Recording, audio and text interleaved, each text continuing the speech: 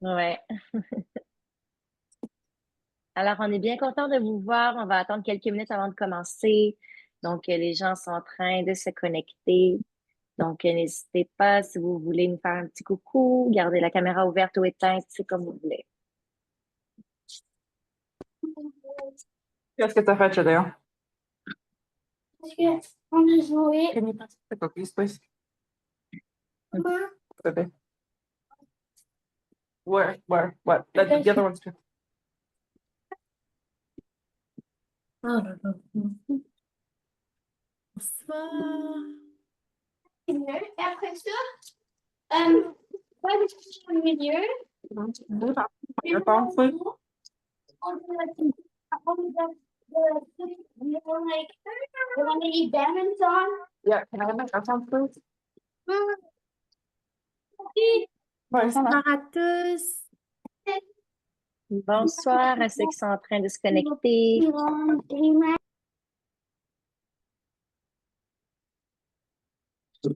Après, tu vas faire les exercices. Bonsoir Liliana. Tu peux. Après ça, tu vas faire les exercices. Bonsoir. On va attendre encore peut-être 2 petites minutes, voir s'il n'y a pas d'autres personnes qui se connectent. Ouais. Ensuite, on pourra débuter.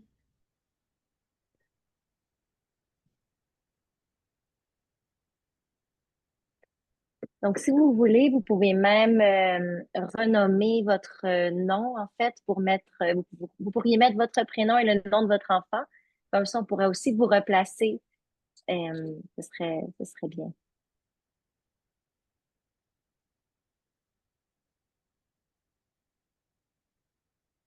Ouais, moi aussi, je vais changer. J'avais pensé Oui, à moi aussi, je vais changer.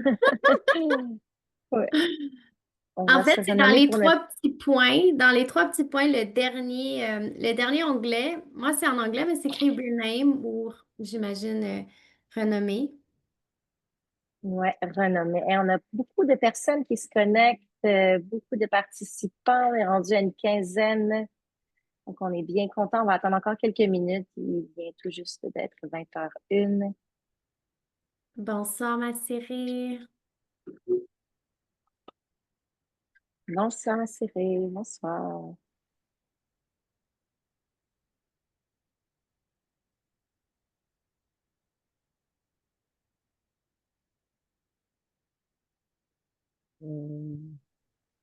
Allô? Oui, bonsoir, ma Ah, ok, Bonsoir. bonsoir, comment vas-tu? Ça va bien? Oui, Ça va bien et vous? On est contente de vous Ouais. revoir. Ok, je suis contente aussi. Aïe, aïe, aïe, c'est bien. bonsoir, Ricardo. Bonsoir, Camille. On proposait, si jamais vous voulez renommer votre... ben là, ça semble être votre prénom. Si jamais c'est le nom de votre enfant qui est écrit, on peut aller dans les trois petits points, puis renommer notre prénom comme ça. On peut savoir à qui on s'adresse.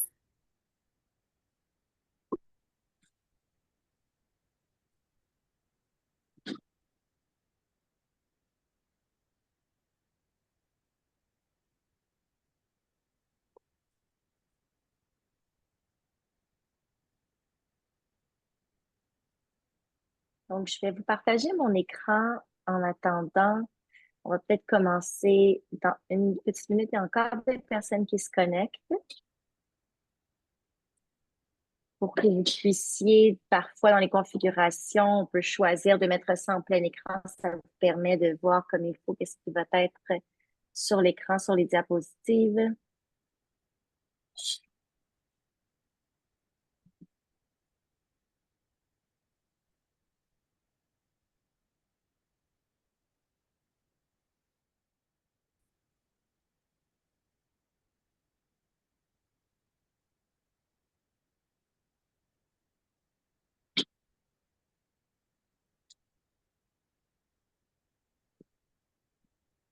Quand tu es prête, Cali.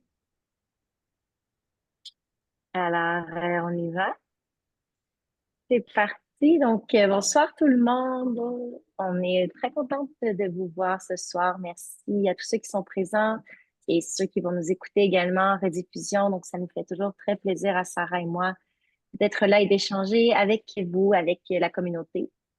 Donc, je me présente, Kaliane. Il y a Sarah, ma collègue, qui est ici. On va prendre un petit moment après pour se présenter davantage. Donc, pour faire une petite introduction avant d'entrer dans le sujet, l'objectif des webinaires, donc on anime des webinaires une fois par mois pour l'ensemble de la communauté. Et ça se veut vraiment un espace d'échange, de partage et de discussion. Donc, on amène des thématiques qui nous paraissent bien intéressantes. Et bien sûr, on a beaucoup de choses à dire, mais ce qu'on apprécie le plus, c'est de pouvoir échanger avec vous. Donc, n'hésitez pas du tout à n'importe quel moment du webinaire de vous prononcer, de prendre la parole. On a envie d'avoir aussi votre avis. On a envie que vous nous parliez des fois de votre situation. Donc, n'hésitez pas du tout, ça nous fait plaisir. Donc, de façon générale, on va prioriser le micro éteint seulement pour éviter les bruits ambiants. Mais si jamais vous avez envie de parler, n'hésitez pas à vous ouvrir votre micro, vous posez votre question, vous parlez. Donc, on priorise vraiment les échanges. Puis, à chaque fois, c'est vraiment de très beaux moments de rencontre et de discussion avec la communauté. Et c'est ce qu'on aime le plus.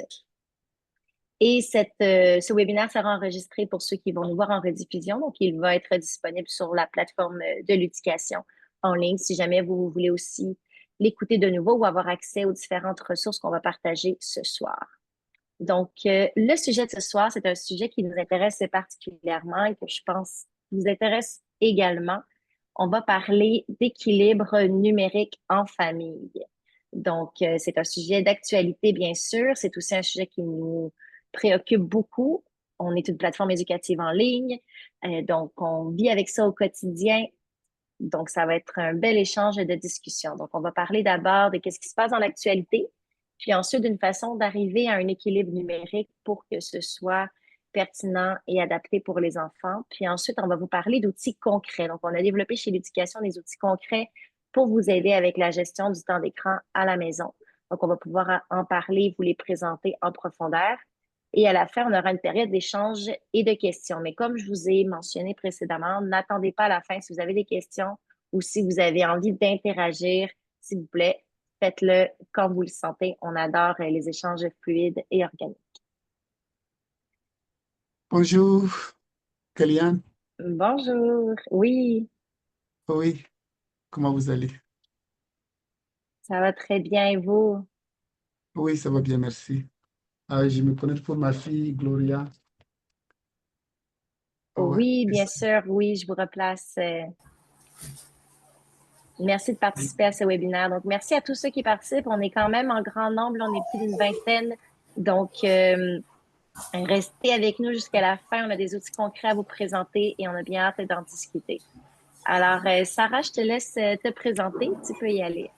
Oui, alors bonsoir à tous. Merci d'être là. Donc, moi, je suis Sarah, donc enseignante là, au primaire depuis 10 ans. Professeure de yoga aussi, donc tout ce qui touche vraiment au développement de l'enfant et la gestion des émotions, l'anxiété aussi de performance. Donc, ça, ce sont des sujets qui me passionnent énormément. La musique aussi, donc je suis musicienne, donc je travaille aussi la thérapie sonore avec les jeunes. Donc, ça englobe un peu mon parcours. Donc, Kali, tu peux te présenter à ton tour. Alors, bonjour tout le monde. Moi, c'est Kaliane. Je suis également cofondatrice de l'éducation, enseignante au primaire aussi depuis plus de 10 ans. Je suis également certifiée en psychologie et j'ai travaillé comme technopédagogue, donc tout ce qui touche aux technologies de l'éducation. J'ai été expatriée en Amérique du Sud, au Chili, pendant 10 ans, où est-ce que j'ai également fondé une entreprise d'expédition éducative en montagne. Donc, je m'intéresse à tout ce qui touche l'innovation pédagogique, que ce soit l'enseignement par la nature ou l'enseignement avec les technologies. Et ma grande passion, c'est donc les montagnes.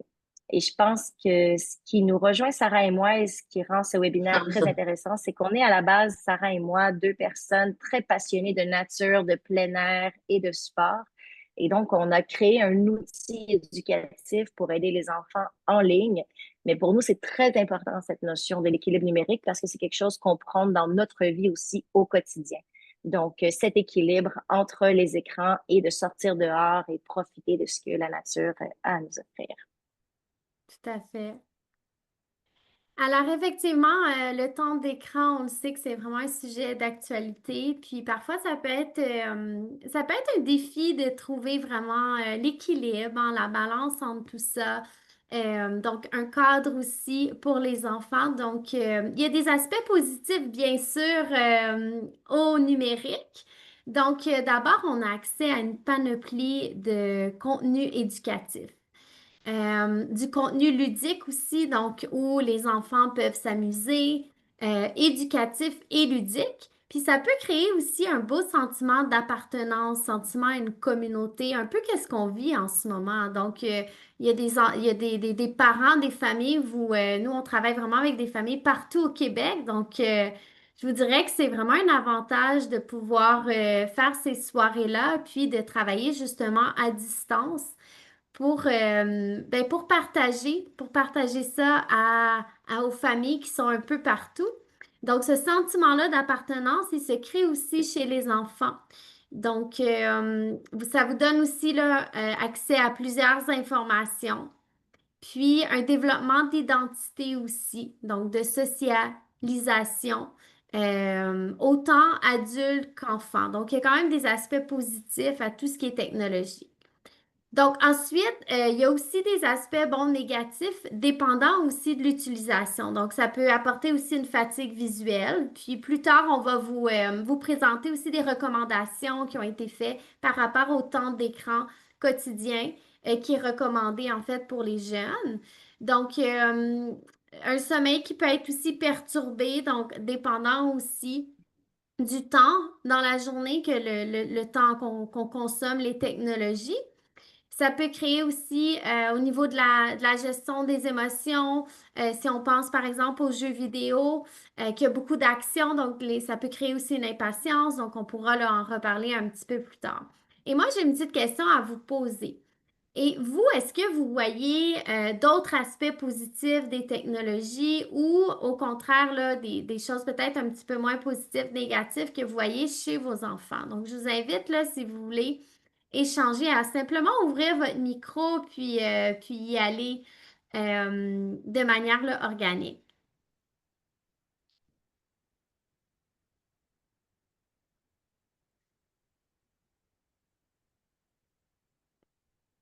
Alors, Donc, on aimerait beaucoup vous entendre.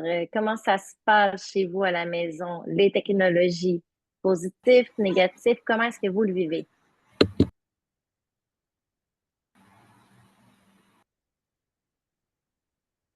Mais je vais y aller. Ah, OK. Ah, non, c'est correct. J'avais vu que quelqu'un avait ouvert son micro.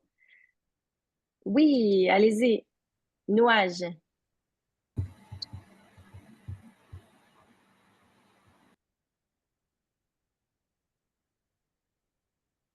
Nuage, vous pouvez Allô, juste ouvrir votre micro. Oui, bonjour Nuage. bonjour, je suis la maman de Bonjour. Johanna.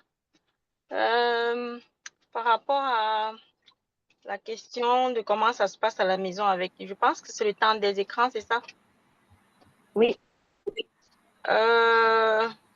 Pour Johanna, par exemple, c'est une personne qui aime tellement les écrans. Mais je trouve que j'essaye de réglementer ça, de lui donner une discipline pour les temps des écrans, mais je pense que ça ne marche pas encore très, très, très bien pour elle, parce qu'elle aime beaucoup visionner, regarder des vidéos YouTube. Tel cadeau, c'est ça qu'elle dit, les tel cadeau, je ne sais pas trop. Moi, je pense, ce que j'aimerais pour elle, c'est que le temps des écrans soit un peu comme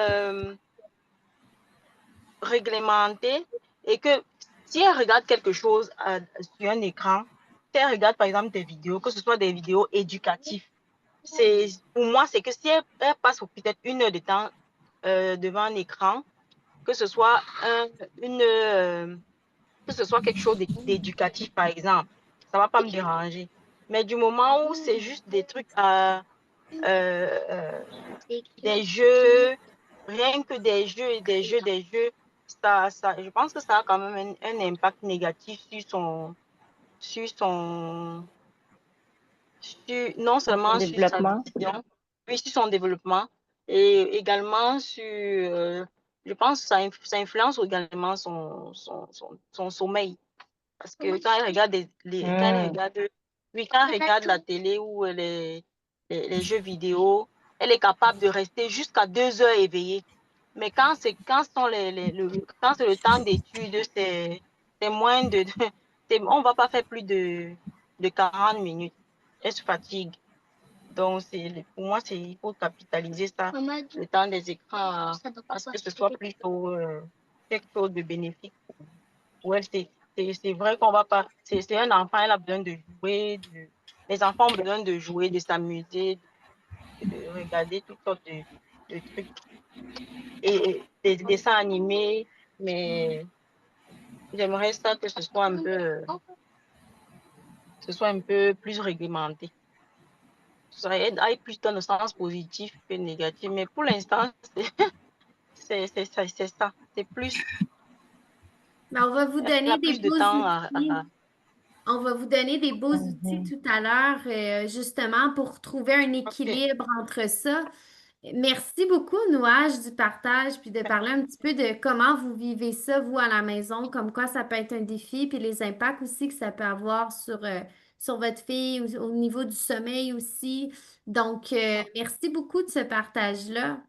Annie, je pense que vous vouliez partager aussi de votre côté. Oui, oui, je vous salue et je vous remercie également d'avoir pensé à traiter un tel sujet qui a tant d'importance pour nous. Et nous, les parents, on a beaucoup de difficultés, comme Noah vient de parler, vient de le dire. Donc, on a beaucoup de difficultés à gérer les enfants parce qu'on aimerait bien. On sait qu'avant tout, qu'il y a beaucoup d'avantages avec la technologie. Les enfants apprennent beaucoup, pratiquent beaucoup. Mais passer trop de temps à l'écran aussi, c'est pas bon. Ça empêche, parce que moi, j'ai pu remarquer même si j'ai demandé à Christy de ne plus regarder l'écran à partir de 7h, 8h, mais ça l'empêche de dormir, même si elle est sur le lit, elle tourne, elle parle, elle fait des va-et-vient, elle n'arrive pas à retrouver le sommeil.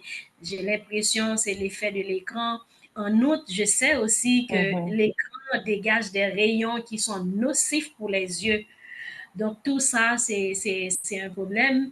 Et je suis vraiment contente que vous allez me donner des notions pour que je puisse régulariser parce que j'ai pu remarquer à chaque fois, durant la journée, je lui ai dit non, tu as passé trop de temps. On a un calendrier, mais je n'arrive pas à respecter le calendrier.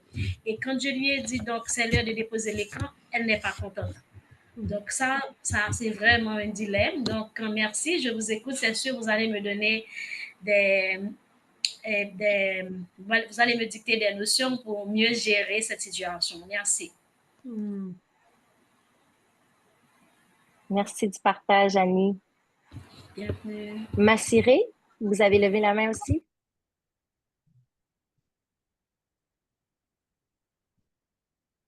Je vous invite à ouvrir votre J'ai micro. levé la main aussi, là. J'ai levé la main aussi. Oui. J'allais juste, pour de ce qui me concerne, pour mon enfant, il y a comme une règle, quoi. Il y a un principe, il y a des règles de suivi. Quand il veut suivre la télé, par exemple, je lui dis si c'est 30 minutes, on respecte quand même les 30 minutes. Mais le problème, les 30 minutes qu'il utilise pour suivre la télé, ça devient comme un problème d'inattention, ça crée un problème d'inattention chez l'enfant. Tout ce que tu racontes à côté, il suit pas. Donc, tout ce qui l'attire là, au moment présent, c'est la télé et ce qui se passe dedans. Donc, même si parfois tu es à côté, tu parles, c'est comme s'il n'entendait pas.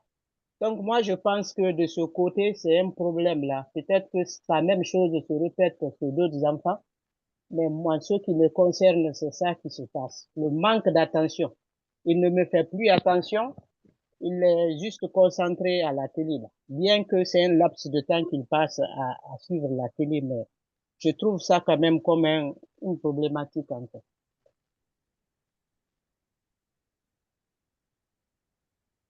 Allô? Oui, ben écoutez, merci du partage, ma chérie. Donc, on comprend aussi là, ce que vous parlez justement par rapport à la concentration. Donc, quand votre garçon écoute, lui, une émission, c'est comme s'il est plus attentif, il est vraiment là, son énergie, elle est dans la télévision. Tout Mais on à va fait. pouvoir justement échanger, là, élaborer un petit peu là-dessus, mais je trouve ça bien ce que vous dites justement d'avoir un cadre, hein. Donc, c'est un 30 minutes, puis c'est ce 30 minutes-là qui est respecté. Puis d'ailleurs, avec les enfants, la constance, c'est très, très important. Donc, quand on dit quelque chose, on tente de le respecter le plus possible, d'être vraiment ce modèle-là pour les enfants. D'accord, super. Alors, on peut continuer, Kelly, à la prochaine diapo. Oui. Donc, vous allez recevoir ce document-là, on va vous l'envoyer par courriel.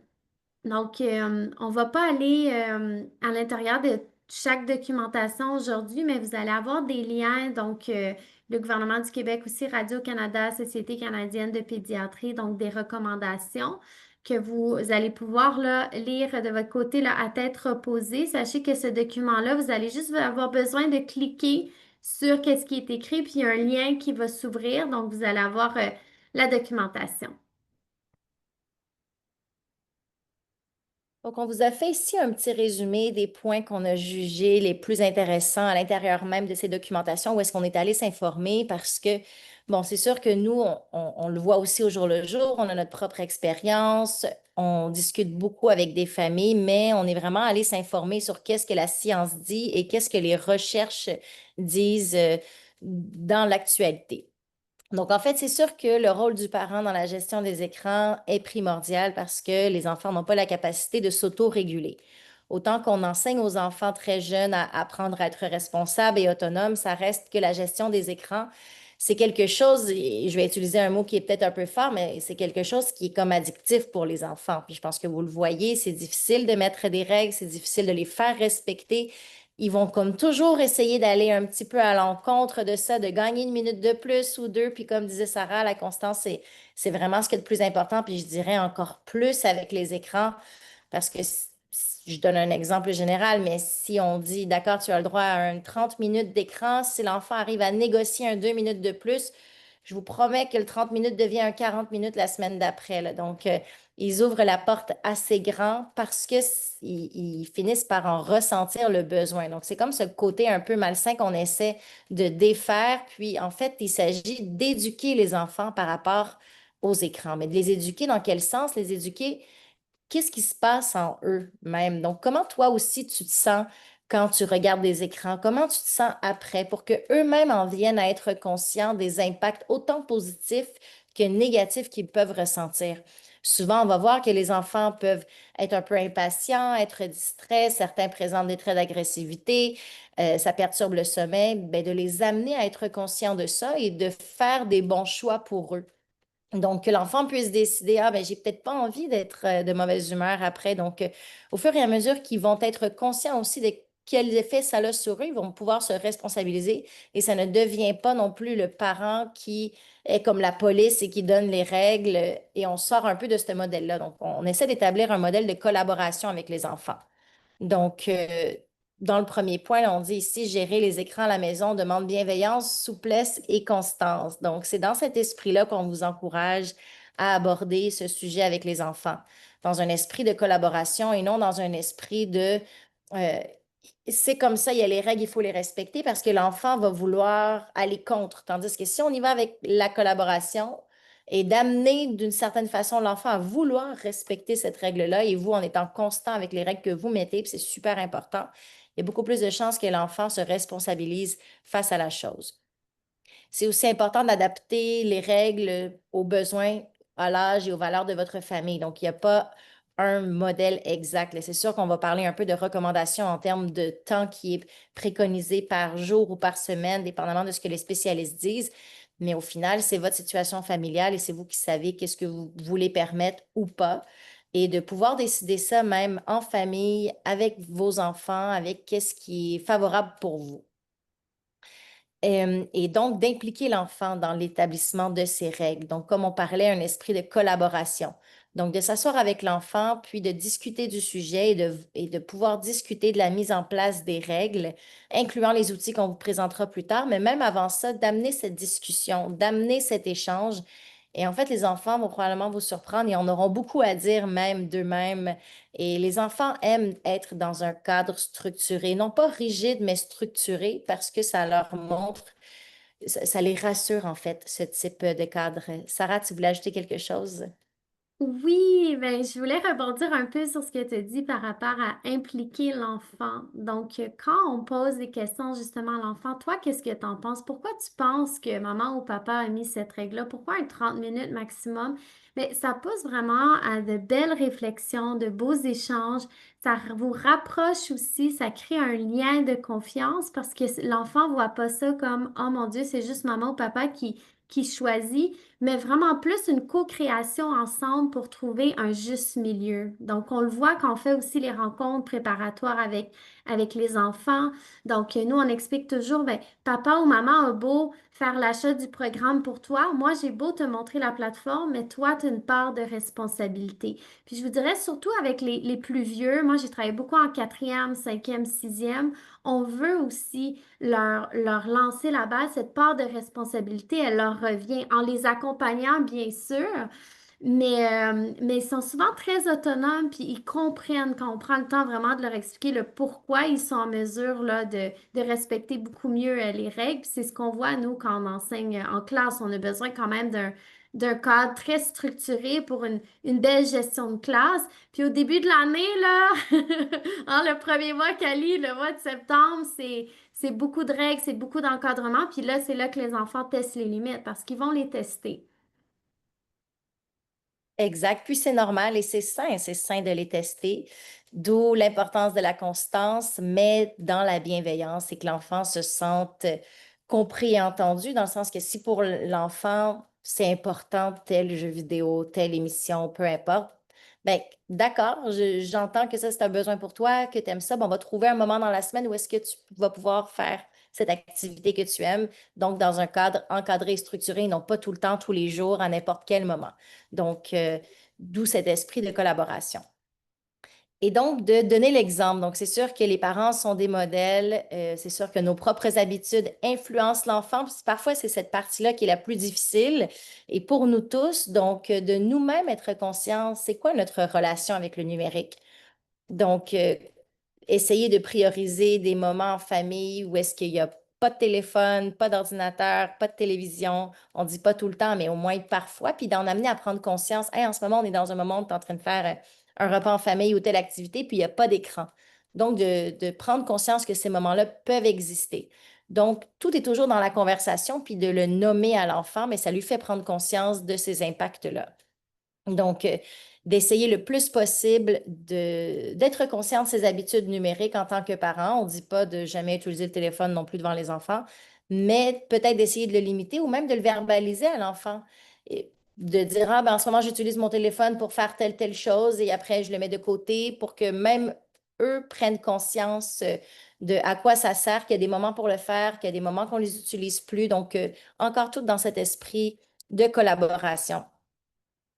Donc, proposer d'autres alternatives concrètes pour réduire l'usage des écrans, donc des sports, des activités extérieures, des loisirs, et tout est question d'équilibre au final.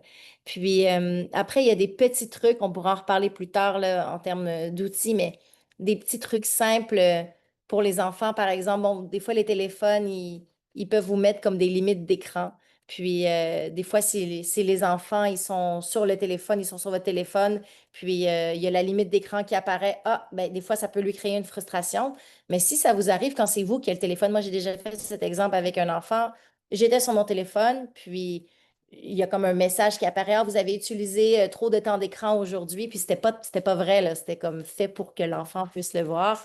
Donc, ah, ben, les parents aussi ont un temps régulé d'écran. Donc, pour les enfants, c'est mieux parce qu'ils voient que c'est pas juste eux qui ont une restriction, mais que tout le monde travaille ensemble pour essayer de réguler notre temps et d'être conscient. Donc, ça devient comme un travail de groupe et de famille et non pas, on revient pas à l'enfant qui doit respecter une règle et qui ne sait pas pourquoi il doit la respecter. Donc, à ce moment-là, ben, les enfants, souvent, ne s'opposent pas. Ah, OK, bon, ben, maman, elle ne peut plus utiliser son téléphone, donc, ben, moi non plus. Si maman ne peut pas l'utiliser, ben, moi, je ne pourrais pas plus l'utiliser. Donc, des fois, c'est juste de jouer sur ces petits trucs-là où vous pouvez dire que la télé est en panne pour 2 semaines. Ou, tu sais, il y a plein de petits trucs comme ça qu'on peut dire et comme de donner un peu la responsabilité à l'externe et non dire c'est moi qui t'empêche de regarder la télé. Mais bon, la télé ne fonctionne plus pour 2 semaines. Des fois, c'est des petits trucs qui peuvent fonctionner souvent avec les plus petits.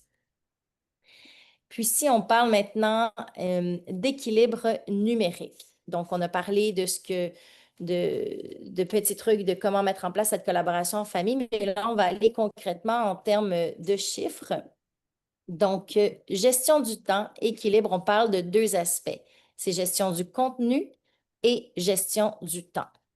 Donc, pour le temps, ce que la science dit en termes de recommandations pour les moins de 2 ans, c'est non recommandé. Donc, aucun temps d'écran. Ensuite, pour les 2 à 5 ans, on recommande moins de 1 heure par jour. Et ensuite, pour les 6 à 12 ans, 2 heures par jour maximum. Donc, ça, c'est vraiment en termes de recommandations de ce qui avait été sorti par la Société de pédiatrie du Québec. Comme on répète, encore une fois, ça dépend de chaque situation familiale. C'est vous qui connaissez mieux que personne votre situation propre, mais ce sont les recommandations. Donc, on peut voir que c'est quand même peu. Et quand on parle de temps d'écran, c'est autant téléphone, ordinateur, télévision, jeux vidéo, tout un peu dans la même famille. Et ensuite, au niveau du contenu, donc oui, c'est une chose, gérer le temps. Et je crois que souvent, on prend plus en considération le temps, mais moins le contenu. Et en fait, c'est là-dessus aussi qu'il faut jouer. Donc, c'est vraiment les deux, autant le temps que le contenu. Donc, de favoriser du contenu éducatif, informatif et surtout du contenu qui est adapté à l'âge de l'enfant et d'éviter tout ce qui est réseaux sociaux. TikTok, YouTube, Facebook, Instagram. Pourquoi? Parce que c'est beaucoup plus difficile pour vous également d'avoir un contrôle sur qu'est-ce qui est vu et de pouvoir mettre des limites. Donc, il faut avoir un impact autant en termes de temps et de contenu. Sarah, est-ce que tu voudrais ajouter quelque chose? Oui, ben, je peux continuer, mais c'est sûr que, bon, les réseaux sociaux, YouTube, TikTok, tout ça, c'est que c'est pas contrôlé, c'est qu'il y a tellement de choses qui passent que vous avez aucun contrôle de ce qui rentre, en fait, dans la tête de l'enfant. Puis une fois que ça rentre, ben, ça s'imprègne. Donc, c'est quand même, c'est très important, là, au niveau des réseaux sociaux normalement, c'est pas recommandé, là, aucun réseau social à l'âge du primaire. Bon, à l'adolescence, après ça, il y a quand même, on peut justement, on a des discussions qu'on peut avoir avec les enfants, mais c'est très important d'avoir ces discussions-là aussi, puis qu'ils ne croient pas non plus tout ce qu'ils voient. Donc, il y a ça aussi. Donc, d'être capable de discerner. Donc, nous, en tant qu'adultes, on est capable de dire, bon, ben ça m'appartient pas, ou ça m'appartient, oui, je pense comme ça, ou non.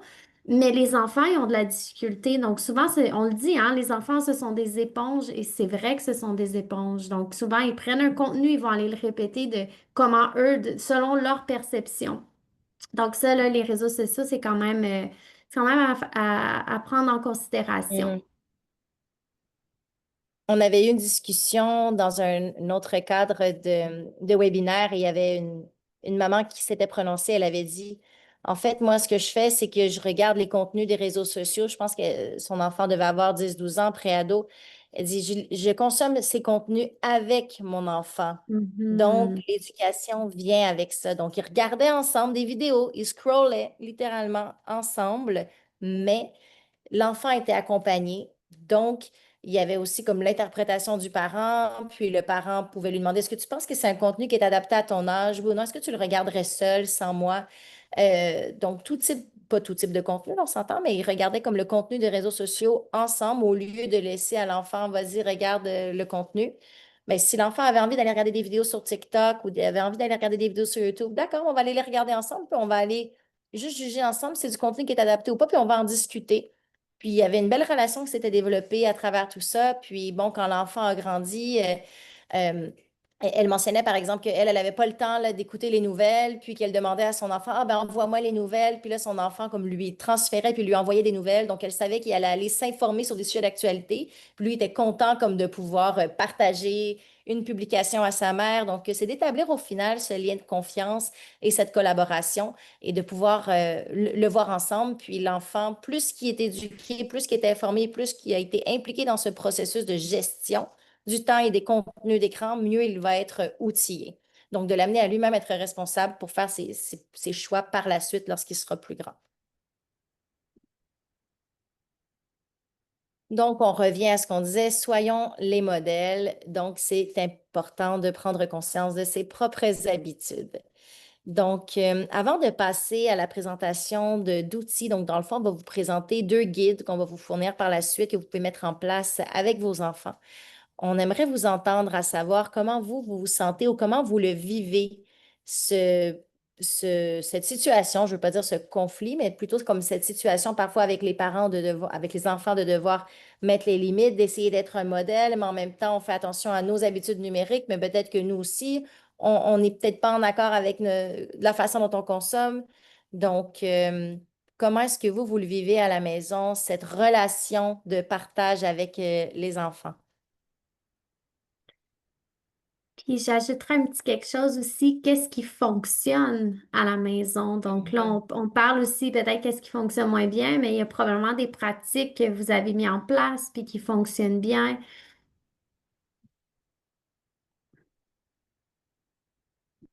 Donc, gênez-vous pas si quelqu'un est à l'aise d'échanger, simplement ouvrir le micro, allez-y.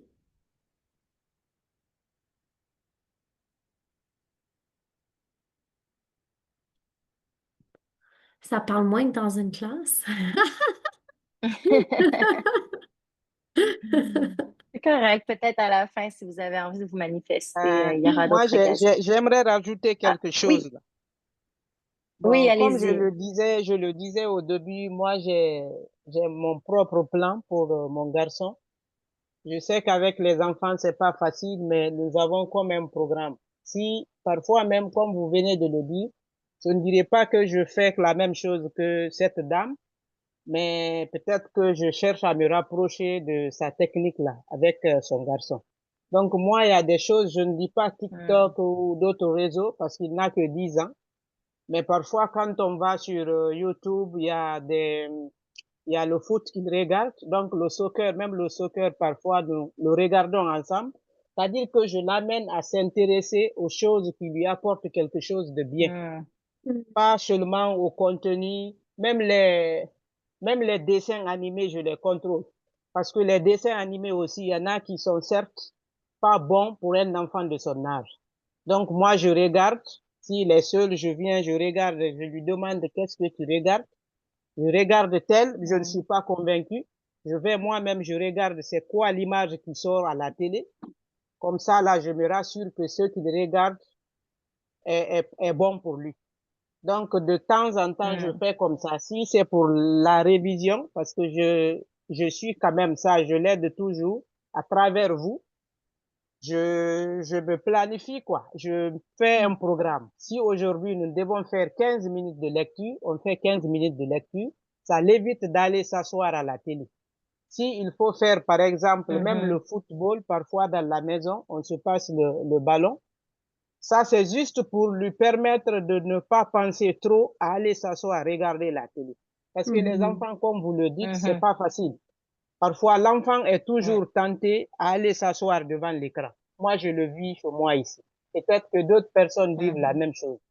Il est toujours tenté, une fois qu'il y a un peu de temps, il est tenté d'aller regarder la télé. Donc, moi, si ça, que ça soit en cuisine, il m'aide à préparer aussi. Je fais exprès pour qu'il ne soit pas tenté de trop aller s'asseoir et regarder la télé. Donc, en fait, grosso modo, je suis quand même le processus. C'est-à-dire le processus, comme par exemple aujourd'hui, le cours que vous avez donné. Chaque enfant doit aller sur la plateforme pour faire des exercices, pour suivre le cours et par la suite faire des exercices. Aujourd'hui, on ne l'a pas fait parce qu'il avait assez d'autres activités. Mais je lui ai dit ce soir, aujourd'hui, on n'a pas fait de travail sur les devoirs. Et elle dit oui, maman.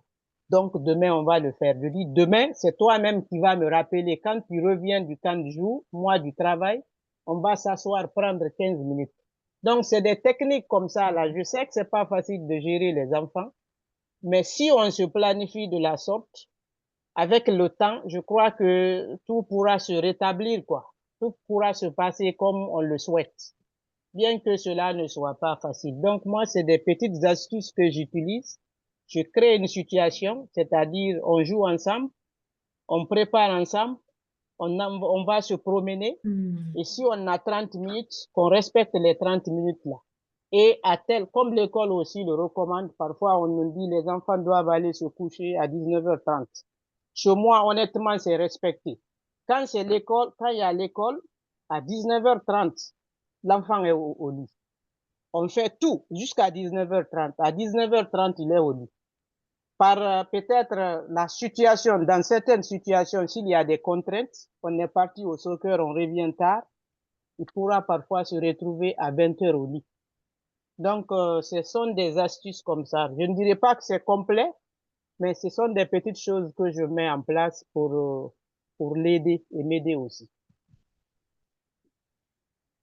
Enfin, c'est ça que Merci du je voulais partage, ma partager. Cyril. Ouais. C'est vraiment intéressant et inspirant. Puis, oui, au final, comme vous dites, il s'agit de mettre en place des petites astuces, puis de les tester. Vous testez, ça fonctionne pas, on essaie autre chose. Puis, c'est propre à chaque enfant, c'est propre à chaque famille. Puis, il y a quelque chose que vous avez dit qui j'ai trouvé bien intéressant, c'est il a tendance, s'il s'ennuie ou s'il n'y a rien à faire, à aller s'asseoir pour écouter la télé. Et c'est ça, en fait, souvent, c'est ce qui est le plus facile, c'est d'aller vers les écrans. On s'ennuie, on ne sait pas quoi faire. Un écran parce que ça va nous divertir et l'enfant n'a pas à faire ce travail de créativité et de s'ennuyer. Et en fait, ça vient couper la créativité chez les enfants et on l'observe, et même nous en classe avec les enfants, on le voit qu'ils ont du mal parfois à être créatifs, ils ont du mal à s'ennuyer. Et en fait, c'est très important de s'ennuyer, même de n'avoir rien à faire.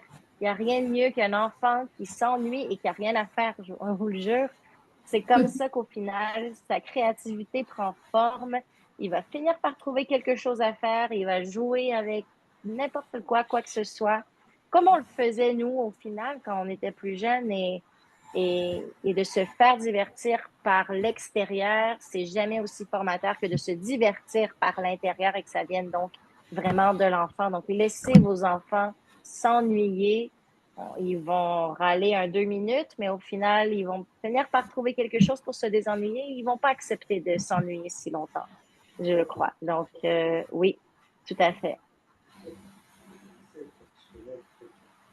Est-ce qu'il y avait quelqu'un d'autre Donc, qui voulait partager un petit quelque chose avant qu'on continue? Allez-y. Oui, moi, ce que j'ai en tête, je suis en train de réfléchir pendant que je regardais ce que les spécialistes ont dit, mais je me demande comment va-t-on respecter ces 2 heures de temps-là qu'on a dit, puisqu'il y a plusieurs obligations, dans le sens que il y a des programmes que l'école donne pour qu'on puisse pratiquer, c'est avec l'écran. Il y a encore des programmes de lecture avec l'écran.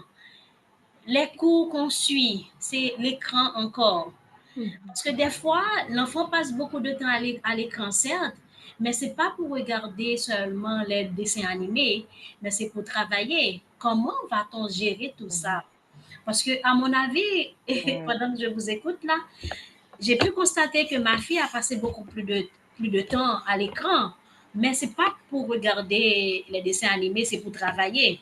Comment peut-on gérer ça, à mon avis? C'est ce que je me questionne et je vous fais la question aussi. Peut-être vous allez m'aider à trouver une solution.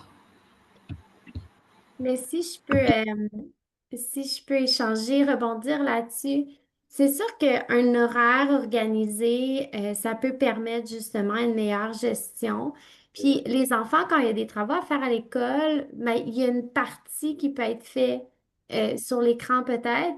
Mais c'est pas non plus 100% du travail là, à l'écran. Ils ont aussi des cahiers qu'ils peuvent utiliser. Donc, il y a façon aussi de faire, bon, disons que on demande telle question, un 10 questions, bon, on peut en choisir 5 sur les 10. Donc, il y a moyen quand même de faire certaines coupures. Puis, nous, avec les jeunes, justement, chez l'éducation, mais c'est un cours par semaine. Puis après ça, on recommande un cours sur la plateforme par semaine qu'on coupe en deux.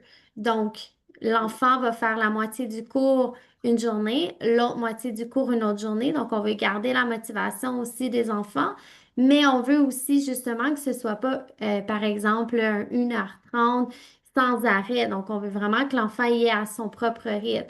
Donc, moi, je vous dirais justement de voir un peu c'est quoi, tu sais, de faire un plan de la semaine, par exemple, durant l'année scolaire, puis de voir, OK, mais c'est quoi, qu'est-ce qu'on va utiliser pour les écrans, de quelle façon est-ce qu'on va l'utiliser. Puis d'ailleurs, dans le document qu'on va vous présenter, ben, ça va vous donner justement énormément de façons d'utiliser les écrans de manière saine, puis qu'on peut couper par la suite ailleurs. Exactement. Puis pour compléter avec ce que Sarah dit, il s'agit donc de prioriser. Donc, c'est sûr que s'il y a des devoirs à faire avec l'école ou vous avez un cours en ligne, bon, ben ça va être le temps d'écran, mais alors, ben, pour aujourd'hui, il n'y aura pas le temps pour du divertissement. Et si on se rend compte que, bon, lundi, mardi, mercredi, il y a eu beaucoup plus de temps d'écran qu'à l'habituel, il y a peut-être eu 3 heures par jour, ben, on va peut-être se dire qu'on va aller compenser ailleurs le week-end, on va faire 2 jours pas d'écran. Donc, au final, ça, c'est des recommandations, puis il s'agit de l'équilibrer aussi à votre façon et de prioriser et d'amener l'enfant à s'impliquer aussi dans ces décisions-là. Mais c'est sûr que ce ne sera pas parfait, mais comme dit Sarah, de couper où est-ce qu'on peut couper. Puis si jamais il y a une journée qui a eu plus d'écran, bon, ben c'est pas la fin du monde. On va essayer de se rattraper les autres jours. Puis l'idée, c'est que ce soit un équilibre et qu'on soit conscient de ça, là. Puis même nous, les adultes, par exemple, même moi, si je passe une journée complète sur l'ordinateur, je me dis, ah, j'ai été vraiment trop longtemps sur l'ordinateur. Aujourd'hui, je suis sûre que vous avez ces mêmes constatations-là avec le travail. Et puis on se dit, bon, peut-être qu'il faudrait que je sorte dehors, que j'aille marcher, que je fasse autre chose, que je cuisine. On sent aussi cette fatigue. Donc, d'être à l'écoute aussi des signaux de notre corps quand c'est trop aussi. Donc, cet outil va pouvoir vous aider aussi justement à trouver d'autres choses à faire avec les écrans. Parce que souvent, on tombe un peu dans les mêmes habitudes. L'enfant a des jeux qu'il préfère, a des activités avec les écrans qu'il aime faire. Vous avez des cours en ligne à faire. Mais on va essayer de sortir de ce cadre un petit peu plus traditionnel et laisser aller où est-ce que l'enfant choisit en vous proposant d'autres alternatives, d'utiliser, oui, les écrans, mais d'une autre façon. Donc, l'idée, c'est la règle de 5. Donc, en fait, c'est de pouvoir chaque semaine faire un calendrier de la semaine et de choisir avec l'enfant. Donc, ça se fait à deux, l'enfant, le parent, et de pouvoir choisir ensemble 5 moments dans la semaine où est-ce qu'on va planifier déjà le temps d'écran et qu'est-ce qu'on va faire pour trouver de nouvelles façons d'explorer les écrans.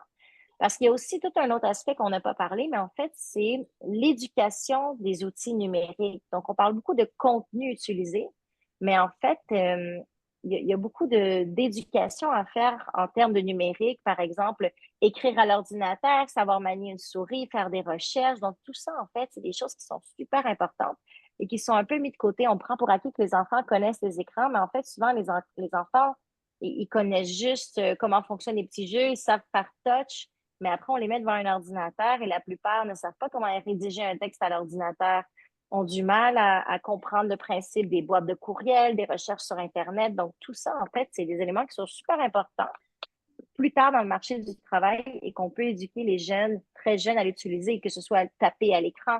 Donc, tout ça, c'est vraiment plus en termes d'éducation numérique.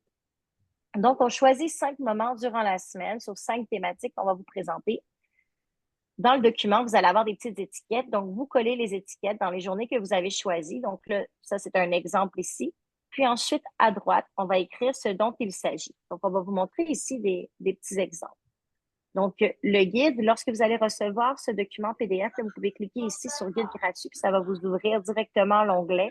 C'est un document téléchargeable PDF que vous pouvez télécharger. la première page, c'est celle-ci. Donc, on voit le calendrier de la semaine avec la planification du temps d'écran, les journées de lundi à dimanche. Ici, il y a l'espace pour aller coller l'étiquette. Donc, ce qu'on vous recommande, bien évidemment, c'est de pouvoir réutiliser ces petites étiquettes-là. Donc, en fait, on les découpe et on peut les coller avec de la gommette bleue, par exemple. Si vous avez l'opportunité de les plastifier, vous pouvez les plastifier. Ou sinon, ici, cette première fiche, la fiche planification du temps d'écran, on peut aussi la glisser dans une pochette plastique et écrire par-dessus. Comme ça, on réutilise toujours la même feuille. On n'a pas besoin d'en imprimer une autre à chaque semaine. Donc, on va aller coller les petites étiquettes qui correspondent aux 5 thématiques qu'on va aller explorer par la suite. Donc, on colle les petites étiquettes et on choisit l'activité.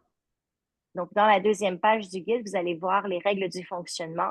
Donc, chaque semaine, je choisis 5 moments pour avoir du temps d'écran. Je colle les étiquettes thématiques sur les jours où je veux les utiliser et j'écris ce que je vais faire pendant ce temps d'écran.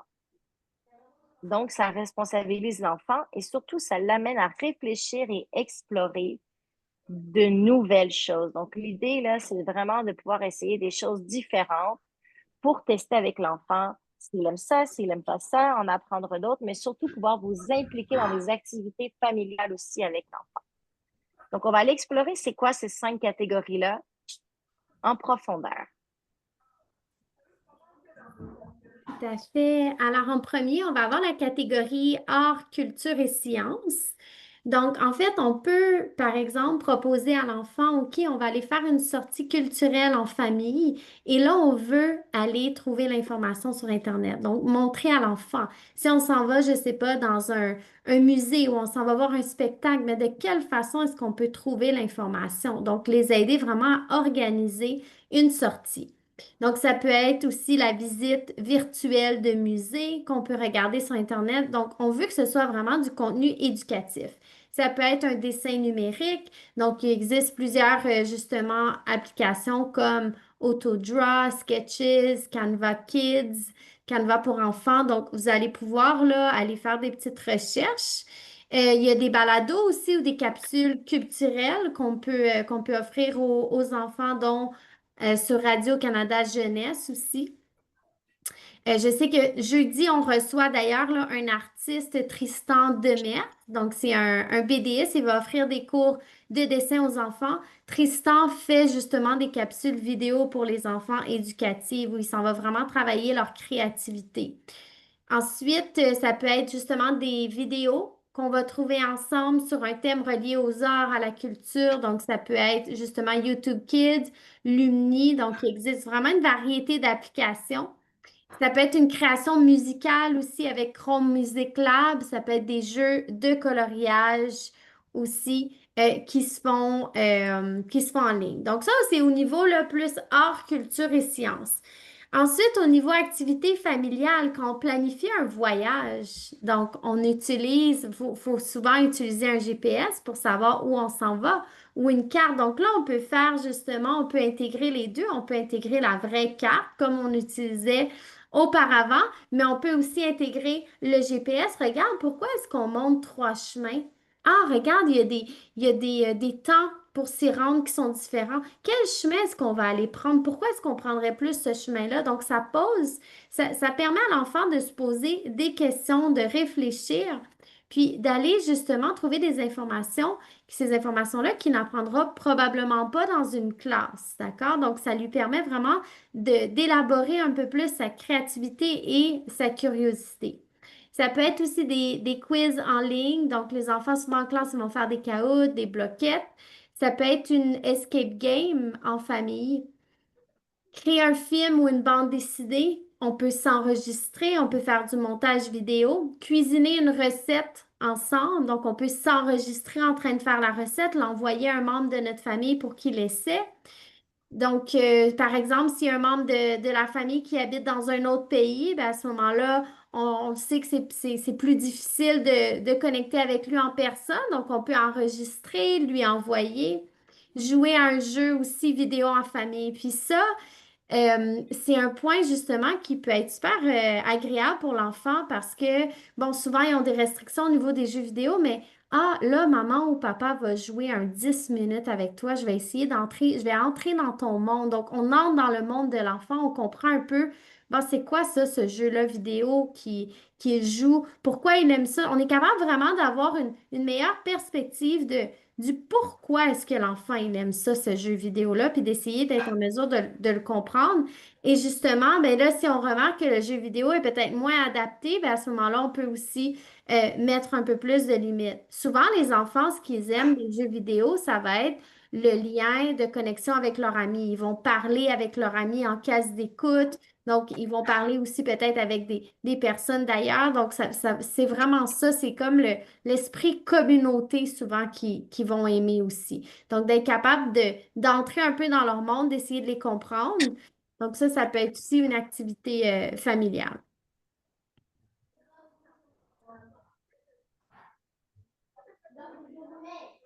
Donc, d'autres activités. Donc, les prochaines images ici, éducation.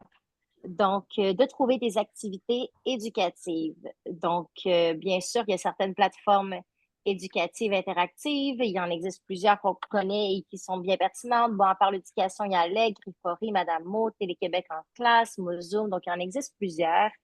On peut aussi aller du côté des lectures animées ou des applications de codage, des podcasts éducatifs, des capsules science, des petites histoires, des histoires en ligne comme Bookily, par exemple. Tapuscrit, il offre une grande variété de textes et d'histoires. Donc, vraiment d'aller dans le côté éducatif, mais de varier.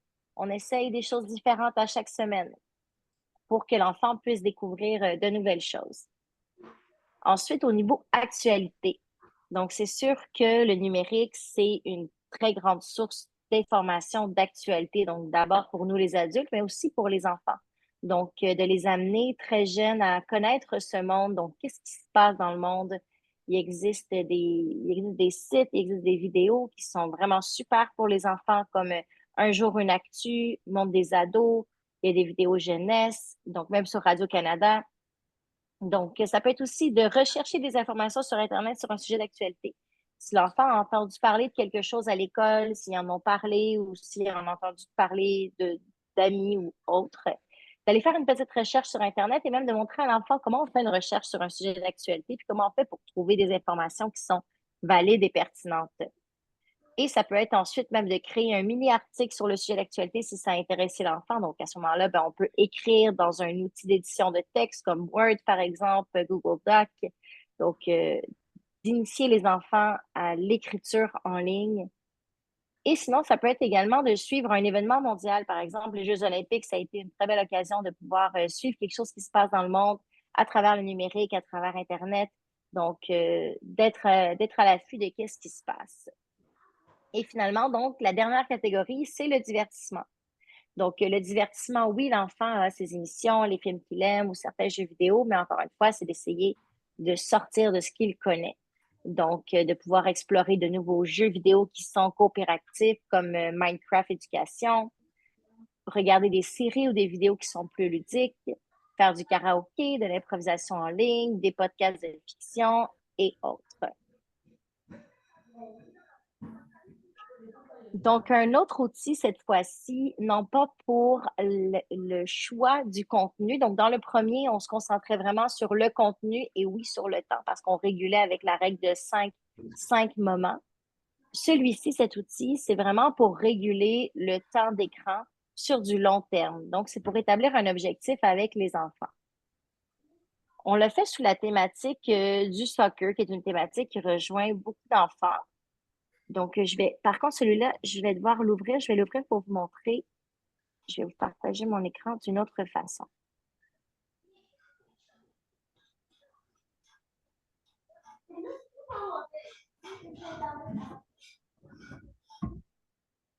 Donc, mon objectif du temps d'écran. Donc, on a ici quelques indications. Donc, comment contrôler le temps d'écran, des petites recommandations comme suivre le temps d'écran de l'enfant, éviter la fatigue visuelle. Donc, on dit ici quelque chose qui est intéressant. Là. Essayez de limiter le temps que vous passez devant un écran en prenant des pauses toutes les 30 minutes. Et également ici, cesser 1 heure avant le coucher. On avait aussi beaucoup cette discussion-là au début du webinaire. Donc, oui, le nombre d'heures par jour, mais à quelle heure aussi utiliser les écrans? Et en fait, le plus possible, 1 heure avant le coucher, d'arrêter tous les écrans parce qu'en effet, ça peut avoir des impacts sur la qualité du sommeil. Et même chose au lever, donc s'abstenir de regarder les écrans au lever. Favoriser de manger en pleine conscience et de ne pas mettre des écrans dans la chambre à coucher. Donc, fuyez la chambre à tout prix. Encore une fois aussi, pour que la chambre soit un espace que l'enfant associe au repos, à la détente et au sommeil, et pour que vous puissiez avoir également une interaction sur la consommation du temps d'écran de votre enfant. Donc, on a un petit objectif ici. Donc, on voit que le joueur doit arriver à son but. Donc, en fait, c'est comme une entente que vous élaborez avec l'enfant. Donc, combien d'heures par jour il peut faire ou pas.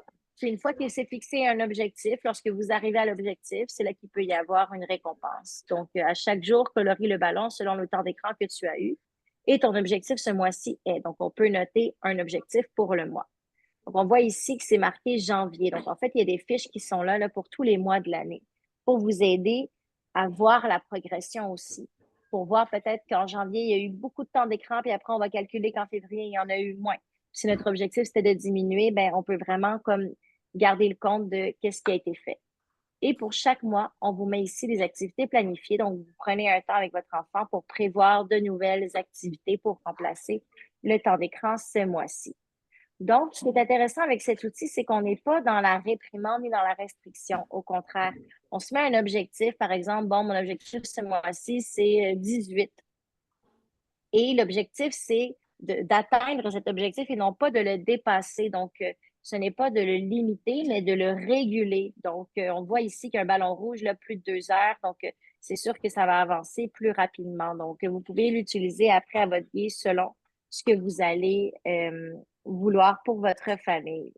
Et à la toute fin, donc, vous établissez un objectif aussi, soit en termes de mois ou en termes de semaines, à la toute fin du document. Ce ne sera pas long.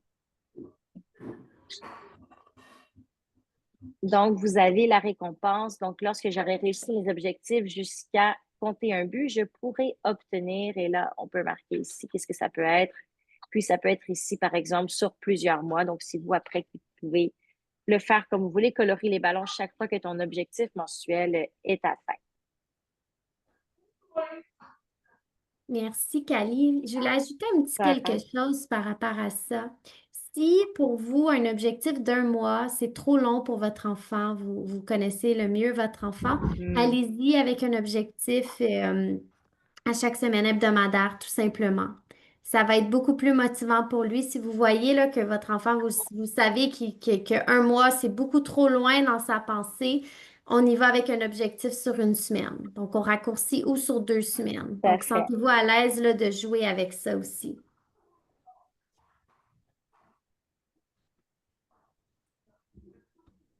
Est-ce qu'il y en a qui ont des questions ou qui ont envie d'élaborer là-dessus? On tire à notre fin là, bientôt.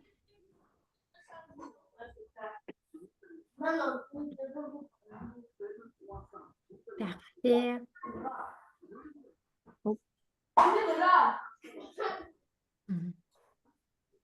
Alors, tu peux peut-être terminer, Sarah, sur d'autres outils? Oui, tout à fait. Alors, bon, d'autres outils, bien, c'est sûr que, bon, définir là, des plages horaires qui sont spécifiques au temps d'écran, on en a discuté. Donc, ça, ce sont des outils qui fonctionnent. Il y a aussi Google Family Link, Apple Screen Time, bon, pour contrôler quand même le temps d'écran, avoir un certain cadre.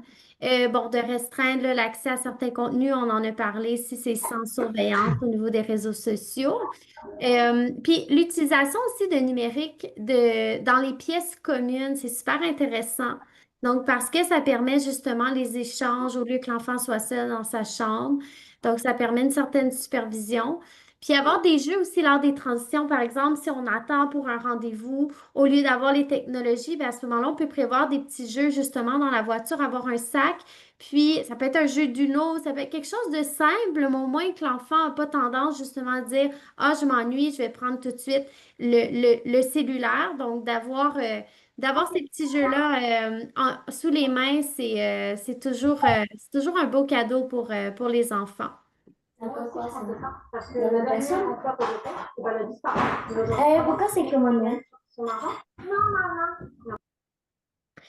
Alors, on arrive vraiment à la période d'échange et de questions. Donc, si jamais il y a quelque chose que vous avez envie de partager, rebondir sur quelque chose qui a été dit ou si vous avez des questions aussi, allez-y, c'est le moment.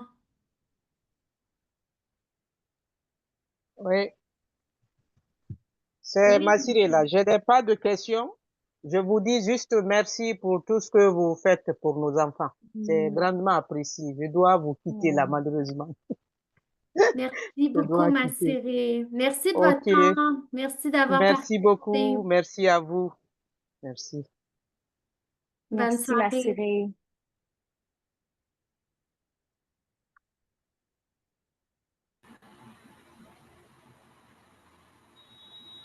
Est-ce qu'il y a quelqu'un qui a envie de réagir, d'échanger? Je n'ai pas de questions non plus, mais j'ai beaucoup appris. Donc, j'ai trouvé beaucoup de conseils. Il y en a certains d'eux que j'ai déjà essayé, que ça n'a pas pu marcher. Même je vais accélérer et mettre beaucoup plus d'action qu'on puisse arriver à le respecter parce que ce sera très, très, très bon pour la santé et de l'enfant. Donc, merci pour cette initiative que vous avez prise. Donc, c'est très intéressant. J'espère qu'il y en a d'autres encore, pas seulement sur ce sujet, sur d'autres sujets. Merci. Oui, Oui, tout à fait, Annie. effectivement. Merci beaucoup de votre retour. Et puis, oui, à chaque mois, on fait des webinaires et on traite de thématiques différentes à chaque mois. Donc, soyez à l'affût là, sur On vous envoie des courriels pour vous inviter. À chaque mois, on va traiter de différents sujets. Puis, si je pourrais ajouter, donc, sur ce que vous avez dit, Annie, vous avez dit, je vais continuer d'essayer. Puis, c'est parfait, en fait. C'est ça la clé, c'est la constance, c'est d'essayer des choses. On se trompe, on réussit, mais si tout est fait toujours dans un esprit de collaboration avec l'enfant et de pouvoir le responsabiliser et le rendre autonome, c'est un travail qui est en constante évolution. Donc, on reste dans ce chemin avec cette attitude, constance, ouverture, collaboration, puis vous allez vous-même voir qu'est-ce qui fonctionne de votre côté pour la suite des choses. Et c'est évolutif parce qu'en ce moment, peut-être que votre enfant a 8 ans, par exemple, et il y a certaines choses qui fonctionnent, mais quand il aura 10 ans, pour commencer. C'est normal parce que l'enfant évolue, ses besoins changent et la technologie également évolue grandement. Donc, déjà, ce qui est présent aujourd'hui, c'est pas ce qu'il y avait il y a 5 ans. Donc, de pouvoir évoluer aussi au même rythme que la technologie. Oui, Liliana. Oui, bonsoir. J'avais juste une question. Je voulais savoir, je sais que vous avez dit au début que vous allez comme partager l'information que vous avez présentée, mais comment on fait pour se rendre, vous allez envoyer un link pour ça ou comment ça fonctionne? Oui, exactement. On va envoyer un courriel, en fait, là, dans les prochains jours, puis le document, il va être joint. Donc, vous allez recevoir ce même document, puis vous allez voir quand vous allez ouvrir le document PDF, donc vous devez l'enregistrer sur votre ordinateur, mais vous allez voir que les liens vont déjà être là. Donc, vous allez cliquer sur le lien, puis les deux documents qu'on vous a présentés aujourd'hui, vous allez y avoir accès, vous allez pouvoir les imprimer et les utiliser. Parfait, merci. Puis également, plus tard aussi, ce webinaire sera disponible sur notre plateforme, donc dans l'espace parent. Ce sera un espace disponible pour vous où est-ce qu'il va y avoir là, tous les webinaires en rediffusion. Kali, d'ailleurs, si tu veux juste peut-être partager l'espace parent pour qu'on leur montre, là, parce qu'il y a beaucoup, beaucoup de ressources pour peut-être pour certains Oui, bien sûr. qui ne savent pas exactement c'est où sur la plateforme. Puis, je voulais juste rebondir sur un petit quelque chose. Là, on vous a présenté des outils, mais soyez doux aussi envers vous-même. Donc, ça ne veut pas dire que tous ces outils-là doivent être absolument mis en place. Donc, c'est vraiment des recommandations, mais on fait toujours du mieux qu'on peut. Puis, je pense que c'est important aussi, là, en tant que parent, de se rappeler que on n'est pas non plus parfait, nos enfants sont pas parfaits, chacun on a nos défis. Puis, je pense que justement, d'être juste le fait que vous soyez là ce soir, mais déjà, ça montre une tellement belle ouverture, une belle implication. Puis allez-y à votre propre rythme. Donc, ça ne veut pas dire que tout ce qui a été présenté doit absolument, là, dès demain, être mis en place. Donc, c'est vraiment là, une étape à la fois. On voit, on essaie avec l'enfant qu'est-ce qui fonctionne aussi. Tout à fait. Donc, je vais vous partager mon écran pour vous montrer où est-ce que vous pouvez retrouver l'espace parents sur notre plateforme pour ceux qui y sont abonnés. Donc, lorsque vous vous connectez à la plateforme, vous voyez ici, il y a les cours pour les enfants. Et tout en bas, vous avez le cours parentalité éclairée qui est un cours pour les parents. Et ici, espace parents, c'est là que vous allez retrouver tous les webinaires en rediffusion et les outils. Donc, on voit ici, il y a le cours parentalité éclairée et vous avez ici là, la liste d'outils pour vous aider, les webinaires en rediffusion. Donc, vous allez avoir les outils, vous allez avoir la vidéo. Donc, tout se retrouve dans cet espace. Oui, ça vaut le coup là, d'aller faire un tour dans l'espace. Il y a beaucoup, beaucoup de ressources pour vous aider. Puis pas juste au niveau du temps d'écran, là, mais sur plein de sujets, l'anxiété de performance, sur justement comment rendre les devoirs, la période des devoirs et des leçons amusantes sans qu'il y ait de crise, l'organisation des devoirs, des stratégies de lecture aussi. Donc, il y a vraiment une variété là, de documents que vous pouvez utiliser, donc qui sont à votre disposition. Alors, ça fait le tour. Je ne sais pas s'il y en a qui ont des questions, mais sachez qu'on reste toujours disponible. Donc, n'hésitez pas là, à nous écrire. N'hésitez pas non plus à nous suivre là, sur les réseaux sociaux. Donc, sur notre page Facebook, Instagram, on est assez actifs. Puis, comme on vous dit, à chaque mois, nous, on fait des webinaires sur des sujets qui sont différents et on fait aussi les ateliers avec les enfants chaque 6 semaines. Donc là, jeudi, il y a un atelier de dessin. Comme j'ai mentionné tout à l'heure avec Tristan, vous avez reçu l'invitation. Donc, c'est à 18h30 ce jeudi. Ça va être vraiment, vraiment agréable. Donc, joignez-vous à nous. Puis, toute la famille est invitée. Hein, si vous avez des frères, les frères et sœurs, ou si votre enfant a envie d'inviter un ami, c'est correct. On sort vraiment du cadre scolaire. On s'amuse, on a du plaisir. Merci à tous pour votre participation. Ça nous fait toujours plaisir d'échanger avec vous, de connaître votre réalité. Ça nous permet de mieux vous outiller aussi, puis de bâtir des ressources selon vos besoins. Donc, n'hésitez vraiment pas à nous écrire, à nous appeler. On adore discuter avec vous.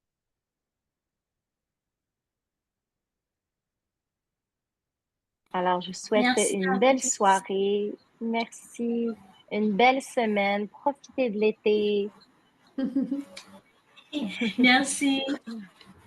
À vous aussi. Merci. Au revoir.